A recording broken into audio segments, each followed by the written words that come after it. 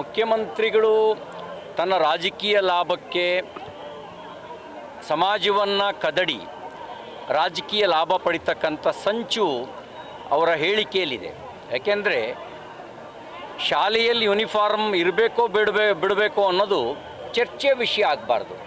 ಶಾಲೆ ಕಾಲೇಜುಗಳಲ್ಲಿ ಯೂನಿಫಾರ್ಮ್ ಅನ್ನೋದು ಯಾವ ಉದ್ದೇಶಕ್ಕೆ ತಂದಿದ್ದಾರೆ ಅಂತ ಇವರಿಗೆ ಅರ್ಥ ಆಗದೇ ಇದ್ದರೆ ಶಾಲೆಯಲ್ಲೂ ಮಕ್ಕಳಲ್ಲೂ ಜಾತಿ ವಿಷಬೀಜ ಬಿತ್ತಕ್ಕಂಥ ಕೋಮುವಾದದ ಭಾವನೆ ಬಿತ್ತುವಂಥ ಕೆಲಸವನ್ನು ಕಾಂಗ್ರೆಸ್ ಪಾರ್ಟಿ ಮತ್ತು ಕಾಂಗ್ರೆಸ್ ಸರ್ಕಾರ ಮಾಡ್ತಾ ಇದೆ. ಶಾಲೆಯ ಮಕ್ಕಳ ಮನಸ್ಸಿನಲ್ಲಿ ವಿಷಬೀಜ ಬಿತ್ತೋದು, ಅವರಲ್ಲಿ ಕೋಮುವಾದದ ಭಾವನೆ ಬಿತ್ತೋದು ಅದೊಂದು ರಾಷ್ಟ್ರಘಾತಕ ಕೆಲಸ. ಮೊಹಮ್ಮದ್ ಅಲಿ ಜಿನ್ನಾ ಮತ್ತು ಕಾಂಗ್ರೆಸ್ ಮನಸ್ಥಿತಿ ಇವು ಬೇರೆ ಬೇರೆ ಅಲ್ಲ. ಮೊಹಮ್ಮದ್ ಅಲಿ ಜಿನ್ನೂ ಕೂಡ ಪ್ರತ್ಯೇಕತೆಯ ಭಾವನೆಯನ್ನು ಬಿತ್ತಿ ಬೆಳೆಸಿ ಆ ಮೂಲಕ ಭಾರತ ವಿಭಜನೆಗೆ ಕಾರಣ ಆದ.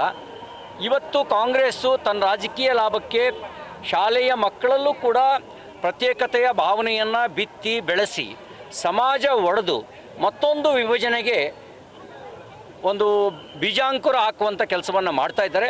ಇದೊಂದು ಅಕ್ಷಮ್ಯ ಅಪರಾಧ. ಈ ಒಂದು ಮನಸ್ಥಿತಿಯನ್ನು ಇತಿಹಾಸವೂ ಕೂಡ ಕ್ಷಮಿಸೋದಿಲ್ಲ, ವರ್ತಮಾನವೂ ಕೂಡ ಸಹಿಸೋದಿಲ್ಲ.